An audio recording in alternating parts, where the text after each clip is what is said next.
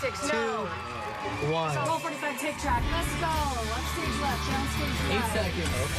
7, keep going. 6, 5, 4, 3, 2, 1, and... Stand up, let's go.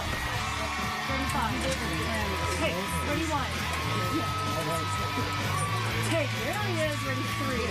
Take, ready 7. Take, ready 6. Take, stage right screen, right in, ready font 3. Cue, nice joke. Imagine taking your daughter to a doctor who turns his back to you and abuses your daughter right in front of you. Well, that's what happened to hundreds of gymnasts and dancers and athletes who last year helped put ex-Olympic doctor Larry Nassar behind bars for life. Today on an all-new Dr. Phil, one of his youngest victims speaks out for the first time. Larry groomed me my entire life. This doctor was abusing my daughter. He would violate you with you in the room. The anxiety, the guilt. Take me through the moment that it hit you that this was a predator. Plus, I didn't want even one victim to lose their voice. You do not deserve to walk outside of a prison ever again. the judge who put him behind bars. A Dr. Phil exclusive. For decades, he abused children under the guise of treatment. And I'm talking hundreds. From small-town gymnasts and dancers to Olympians who competed and won medals for our country. Take a look. Michigan sports medicine doctor, Dr. Larry Nassar, was hit with 22 criminal charges.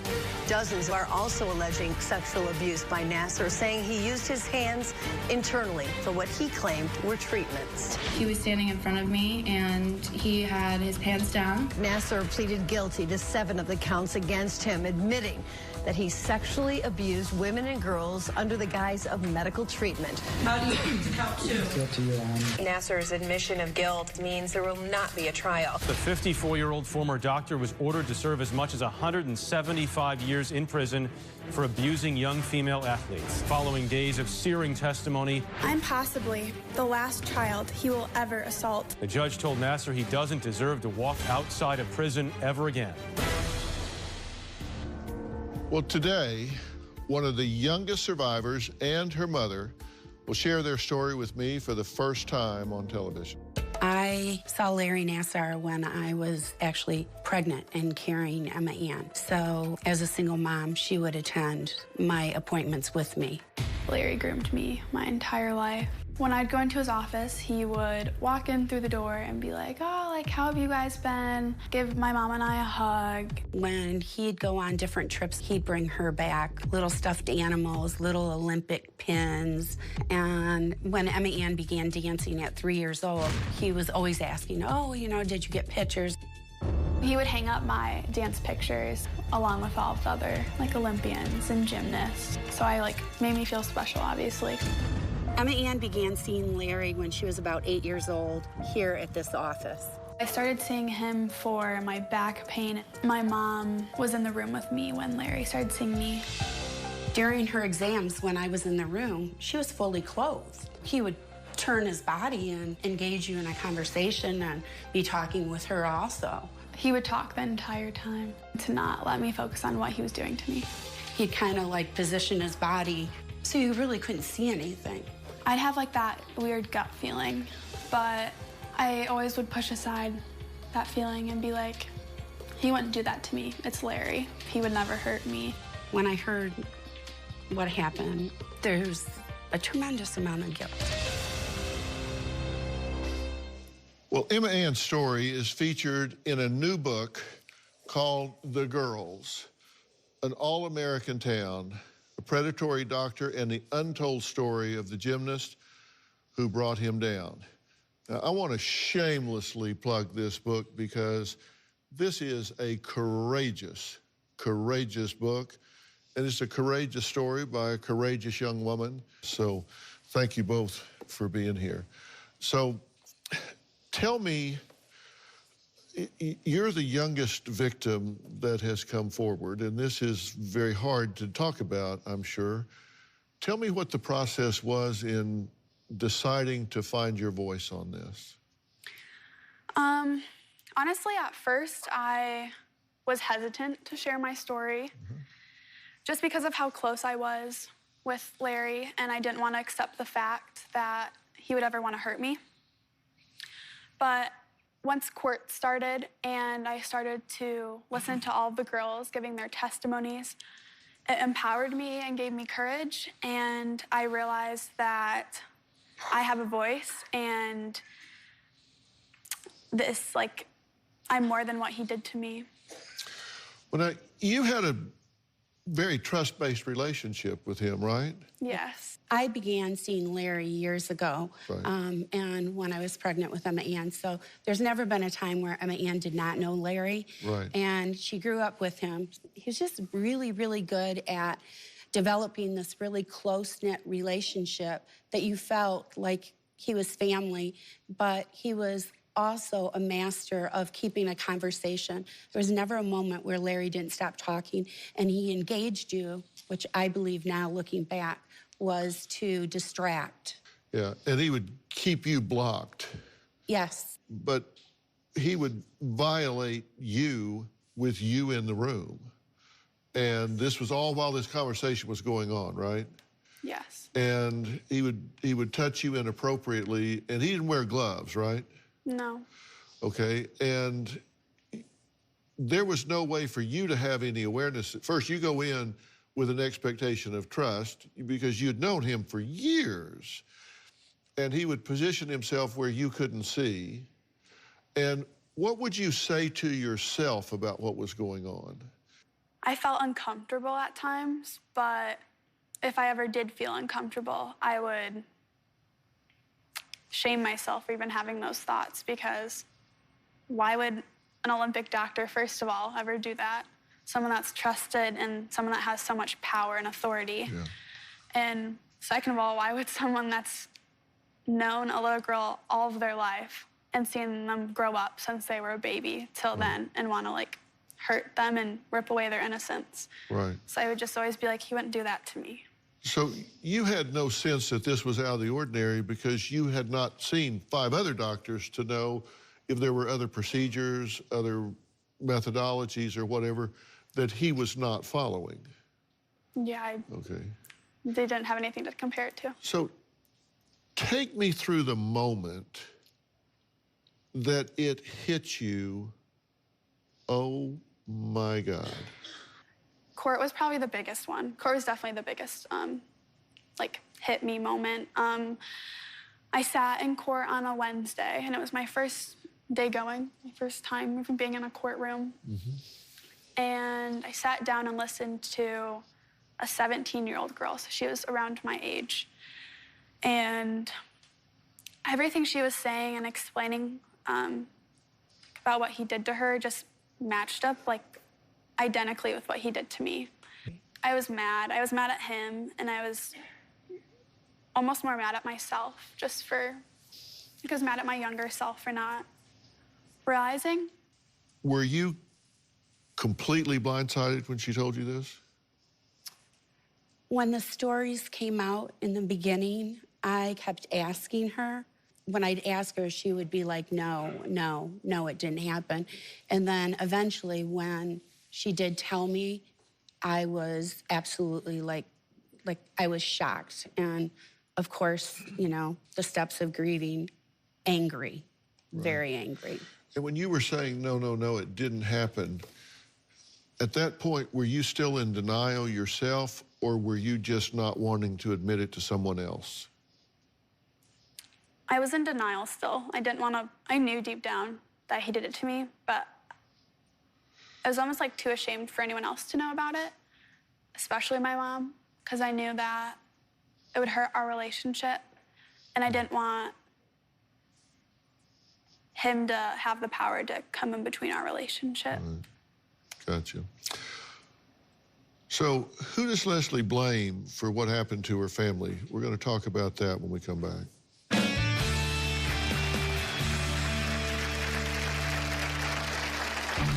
One time when Emma Ann was around 11 years old, we were leaving Larry's office, and she turned to me. Mom, does it ever feel funny sometimes when he touches you here? Sometimes after I visited with him, I would feel uncomfortable. Looking back now, I see the signs.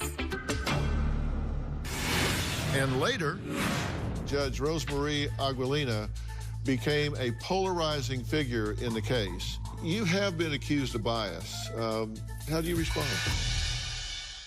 Tomorrow, Investigators have issued an Amber Alert. a missing girl, Do you think she's alive? Yes. Think she's okay? her mother, I've talked to a lot of mothers of abducted children, and you're the most calm I've ever talked to. Are you involved in her abduction? No. Do you know who has her? and after the interview, her friend's shocking revelation. You think she may know more about what took place than she's telling? A Dr. Phil exclusive. Then, on Monday, a fertility doctor who fathered nearly 70 children. He told me the world does not need to know. He violated 70 women. Consequence, 0. New Dr. Phil. That's Monday. Ready, effects to 41 in 3, 2, 1. Effects. Roll 41, try. When I would go to appointments with Emma Ann, I do remember one time my mom was with me, and my mom just saying, I don't know if I like him. And I was like, what are you talking about? And she's like, I don't like the way he kind of turned her around and, you know, is turning his back. I'm like, this is the USA Olympic doctor. Do you know how many athletes he sees? She knew something was not right. And I wish I would have listened to her. Well, Emma Ann's mother, Leslie, says Larry Nassar was a close, trusted friend and one of her doctors for over 20 years. But Leslie now believes he used that very relationship to groom her daughter. Take a look. Looking back now, I see the signs that this doctor was abusing my daughter. When Emma Ann was probably about 8 years old, I remember doing laundry. There's like 13 or 14 pairs of underwear in here, and she probably was wearing several pairs of underwear, thinking that Larry wouldn't touch her. When Emma Ann was about 11, I remember just a change in her behavior. There's something just not right. And I remember having that gut feeling. That's probably when Larry was becoming more brazen with the abuse. Sometimes after I visited with him, I would feel uncomfortable. One time when we were leaving Larry's office, she's like, Mom, does it ever feel funny sometimes when he touches you here? And I'm like, what do you mean? And she's like, you know, when he touches you on top. And I was like, well, yeah, you know, your breasts are there, but, you know, he has to be able to manipulate you and to get your ribs back. And I feel like I really missed it. You know, we always say hindsight is 20/20. You look back and things jump out, right? Yes. There's several times now where I'll be driving or just doing anything, and all of a sudden, it will all just come crashing towards me and to me that, you know, I wish I would have stood up. I wish I would have moved around. I wish I would have done this. And there's so much guilt that all of us as parents hold, and the regret. You know, I always had those talks about good touches and bad touches. I never thought I would have to have those talks about, you know, if a doctor does this to you and somebody like Larry that we trusted. She was probably thinking, well, this was happening to Mom, so it was okay. And I think that we just had a lot of, I don't know, the guilt, the anger, and, you know, just being very depressed, and the anxiety, and, you know, the spin-off, like either one moment she's having a bad day, and then, you know, me trying to rush in to help her, and then that spinning off. I mean, it's just the two of us in the home, and there is no other, and it's really crippled us. Do you feel like you failed your daughter? I absolutely feel that I failed my daughter, that I didn't see it and I didn't catch it. But I do realize that The only person that really, truly failed was Larry and the FBI and Michigan State and USAG and USAOC, because, first of all, USAG, the FBI, and USAOC all knew for at least 15 months. And who's holding them responsible?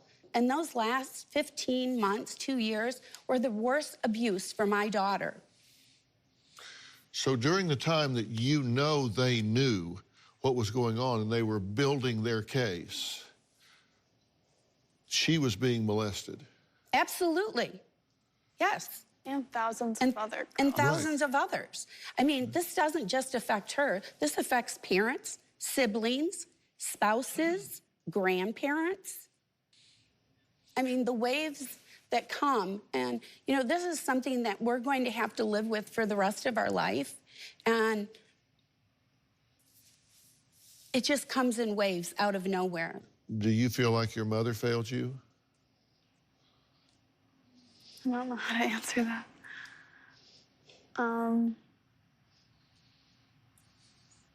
I think I did at one point, but now that I've realized now that my mom couldn't have done anything. She didn't know anything was happening, and if she did, she never, ever would have allowed me to see him. This is something that I've said to people that have been victimized before, because I believe it so deeply within my soul. The way we're victimized by these evil people is because our minds don't go to the dark fringes where they live. So your mother gathered information across years and years, and based on that information, made an informed decision that there was no evidence that this was a predator. And so her intention was to take you to a trusted professional that is really good at what he does, was really good at the con, and he did groom you, and he groomed you right along with her. All right, next, we're going to speak with another young survivor of Larry Nassar's abuse. How did it affect her? Well, she's been unable to listen to Emma Ann's story and has been pacing around backstage. We're going to meet her next and hopefully talk her through her feelings. We'll be right back.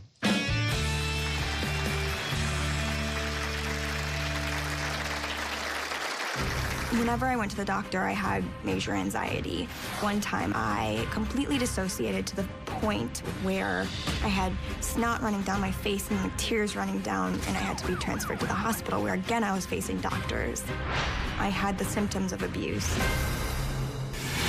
And later, there's a moment during this sentencing that ended up going viral. Did you mean anything by it? It's garbage, I don't believe it, and I will have no one control me, especially a predator. Ready, effects to 41. Yes. In 3, 2, 1. Effects. Roll 41 track. In 2015, the FBI knew that Larry was abusing girls and did nothing. Those were the worst years of abuse for my daughter. I don't just blame Larry Nassar for what happened.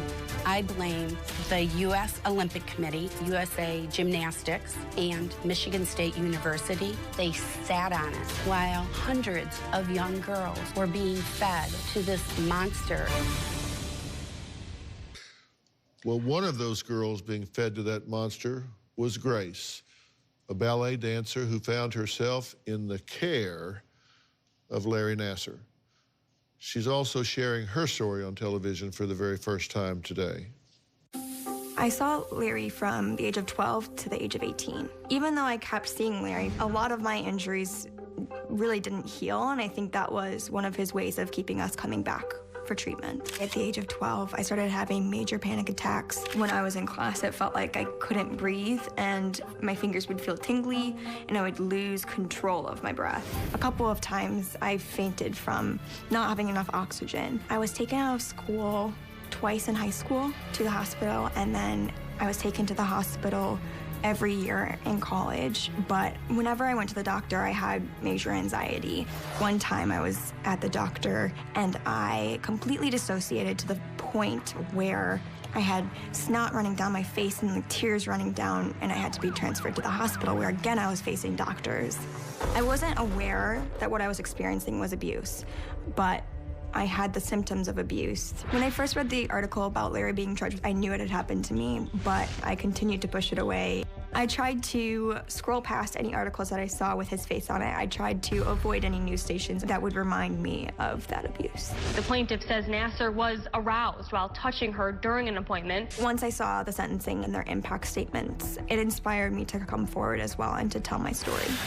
I think I always want to be strong. I am strong, but I think it's just understanding that emotion is strength too, and that's hard. Well, Grace, I can only imagine that it's difficult, but I'm really glad that you're talking about this and giving it a voice, because he's not the only one out there, and talking about this and shining a bright light on it will keep thousands of others, maybe more, from being victimized in this way. What was your awareness of what you had experienced at the hands of this man? While I was seeing him, I thought he was treating me. I thought he was trying to heal me so that I could get back to dance. Can you identify now the first time that he crossed the line? The first appointment. The very first appointment? The very first appointment. What did he do that crossed the line the first time? And just generally speaking, was it inappropriate touching? Was it things that he said? Was it the way that you were draped? What was it? Inappropriate touching. Okay, and this is with your wrist? Yes. I thought it was osteopathic manipulation. Okay, yeah. I didn't know what that meant when I was 12. Right. And where were your parents when this was going on? They were in the room. They were in the room? Yes, sir. Okay, and again, did he position himself where they couldn't see? Yes, sir. Yeah, so this was a technique of his? Definitely. Okay. Take me through the moment that you admitted to consciousness, I haven't been treated, I've been mistreated. I think I understood what happened to me when I read Rachel Denhollander's story. I think I know I avoided it and tried to push it down for the next 2 years until the sentencing, where I saw a couple of my friends come forward. When did you decide to write a letter to the judge? I decided to write a letter after I saw my friends speak and come forward. And they were friends I had danced with since I was 8 or 9 years old. And I think their courage and their voices were so important to the world. And I could see that. And I wanted to show them that they were important and show them that they were inspiring others. We're going to meet the controversial judge. Get her walking from the green room, ready, one. Who told Larry Nassar, I've signed your death warrant. We'll talk about that when we come back. And music, the one is on.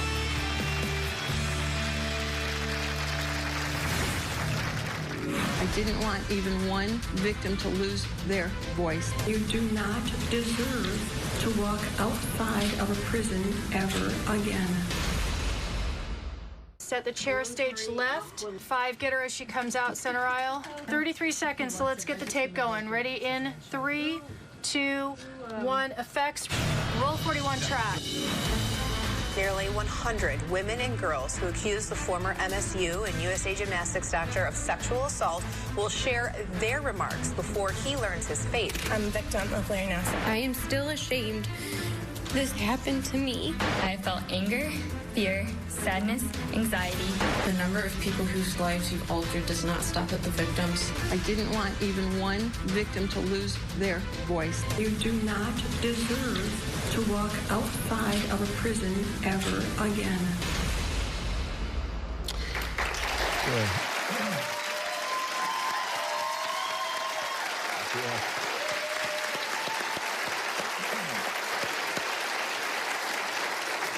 Well, Larry Nassar's sentencing in Ingham County, Michigan, lasted 7 days. Now, Judge Rosemarie Aguilina became a polarizing figure in the case, with some praising her compassion and straight shooting, while others claimed she showed bias.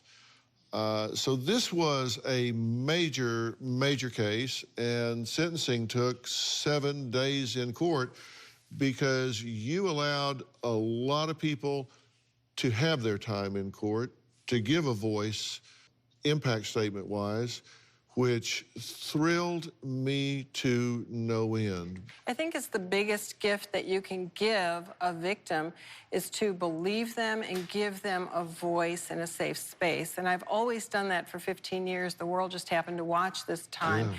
And it was because of the bravery of these girls that Yeah. that happened. Yeah.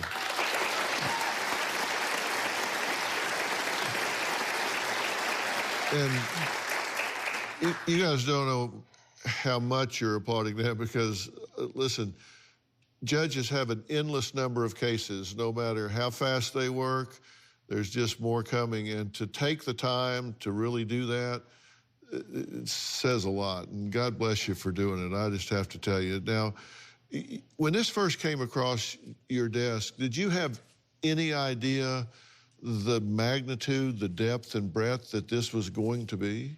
No, if you look at the things that I'm involved in my life, I barely have time to watch the Olympics. Love the girls, but don't have that kind of time, and I never heard the name Larry Nassar, despite him being in our community. I had no idea what this case was about. And then when I learned about it, I thought it was going to be a malpractice case tied into a criminal case because I was assured, because I met with both sides, the attorneys on both sides, and I was assured that there were experts on his side saying, yes, in fact, this is a treatment, it's a breakthrough, and my dad's a doctor, my brothers are doctors. I'm always intrigued by the breakthroughs that we have every day, and I thought, well, yay, maybe this is a breakthrough. Yeah. I was interested.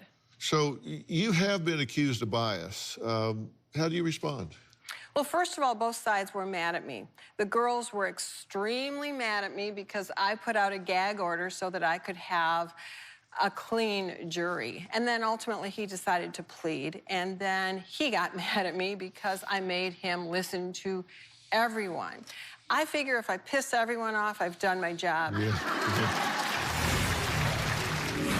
As one that studies body language, did you mean anything by it? Oh, yes. I kept saying, and there's another crime, and there's another crime. What I did in the state cases was medical, not sexual.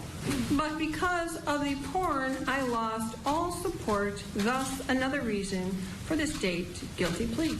Because the letter was written after Nassar admitted guilt, it led the judge to question whether he knew what he did was wrong. Yeah, and what went viral about that was the Yes. toss of the letter.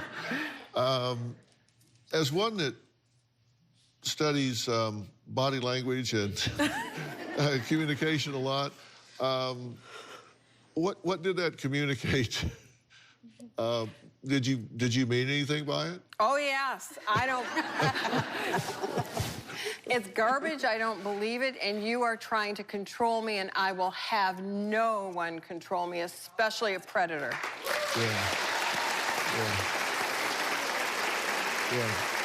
And let me just say, it was 6 pages of, and I will not read portions or ever release it. I know the media wants it because nothing good will be gained because he blames all sorts of people, names, and there's nothing good to be done there. Yeah. But the rest of the letter, and I read a lot of it, is really, I'm a good doctor. This was treatment. And I had to ask him, over the objections of counsel, would you like to withdraw your plea?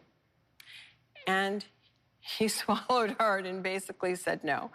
And I asked him, I think 3 times overall, would you like to withdraw your plea? Because he took no ownership. He wanted control back. And as fate would have it, he had 3 female judges, a female prosecutor, and a female detective.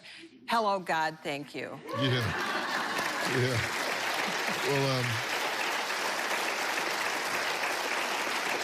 he get the deal of a lifetime. Let me tell you, there were 26 counts. He pled to 7. They were life offenses. They also did not issue on pornography that they found on his cell phone.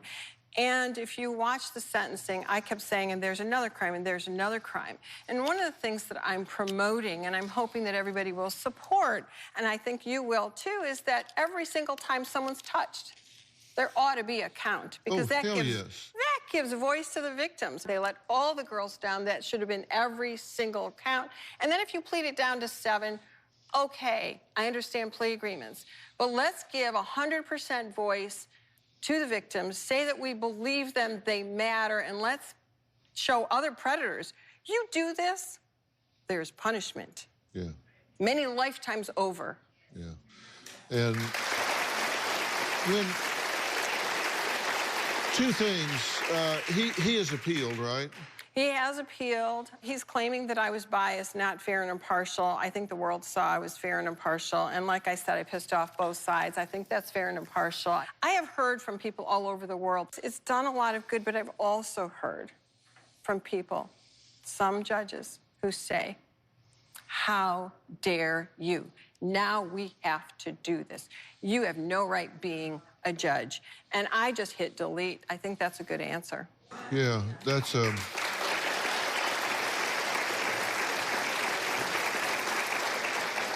That's a restrained answer. Yes. That's one of these. Yes.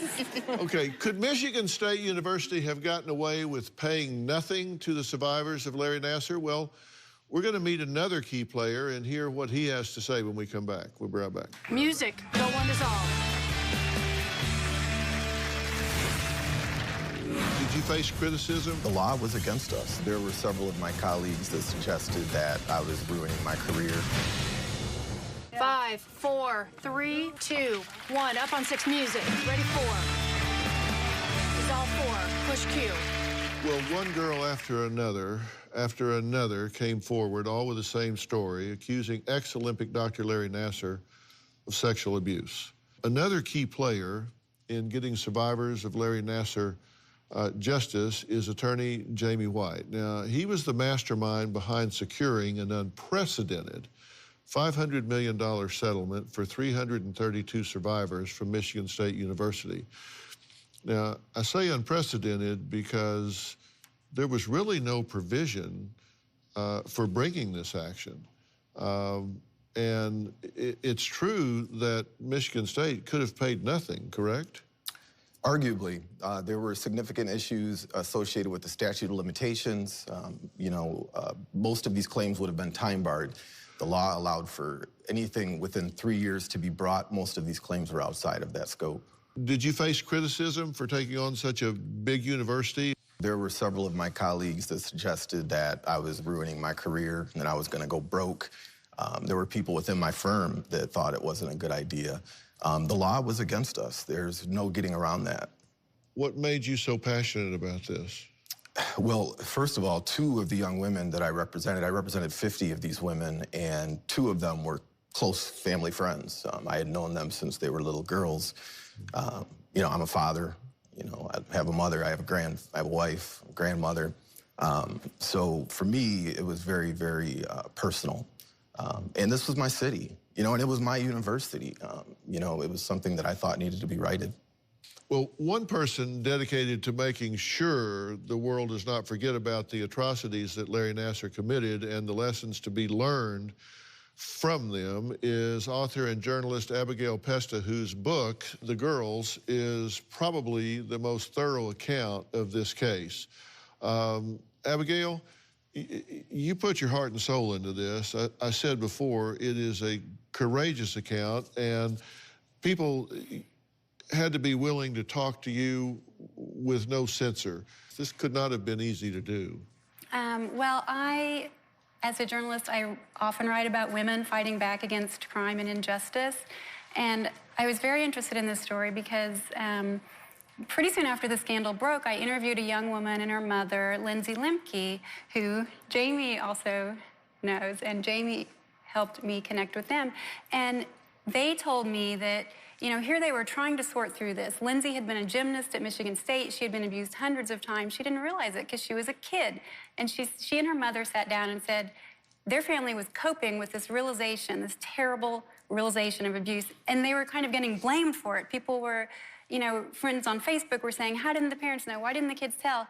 And I just thought, oh my God, here's this family dealing with this travesty, and they're getting blamed. And I thought, let's help people understand how this happened. And so Grace, Emma Ann, their courage, their bravery to tell these stories, that's what helps people understand, and that's how we stop this kind of abuse in the future. I don't think people realize he got away with this for almost 30 years. Wow. His very first survivor, she first met him in 1988. So she's in her mid-40s. Emma Ann, his very last survivor, mid-teens. That shows the range. And all of these women sharing their stories, they show how, through the decades, he managed to manipulate families, kids, the community. It pains me to hear Leslie say she blames herself. The blame is on the predator. And this book, these stories, these women's bravery, they explain how it happened, who enabled him, who didn't listen. Girls started reporting him back in the 90s to coaches, to counselors, to the police. No one believed the girls. They all believed the doctor. This is how things change. I just can't thank you guys enough.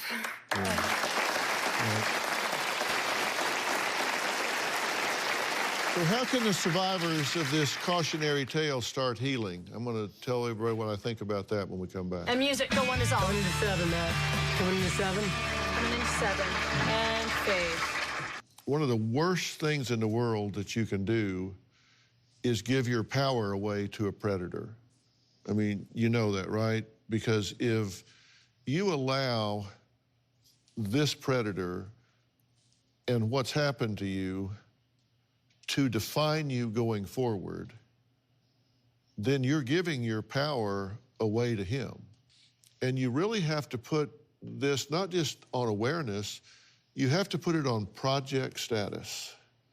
You have to say, look, I've got to be aware that this is something somebody has written on the slate of who I am, and that's either going to stay there or I'm going to erase that and write something else there. And it's not enough just to erase it. You have to put something else there or it just keeps coming back. And there's very specialized help for that sort of thing. This guy will never take another breath of fresh air, free air, on this earth for the rest of his life. True? True.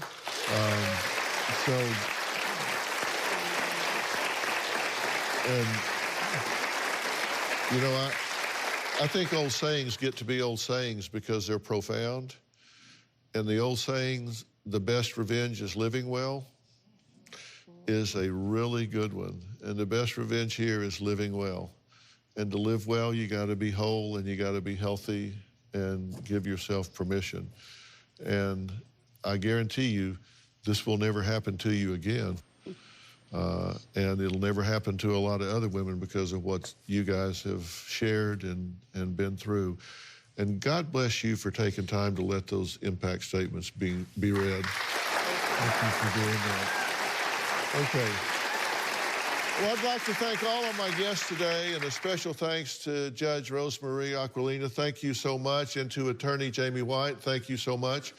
Abigail's riveting book, The Girls, is available now. It is a great read.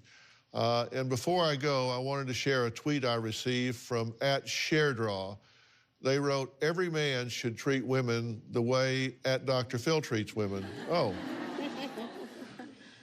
Thanks, Mom. Can I just say thank Yes. you, Dr. Phil, for keeping the conversation going. It's an important one for everybody. It is. It is an important one. And this, you know, Robin and I have talked about this, and she really was passionate about this as well. And that's why I treat women well. I've been married to a really good one for 43 years. So I love hearing from you guys on social media, so keep those comments coming, and you just might see yours on the big screen. We'll see you next time. Thanks so much.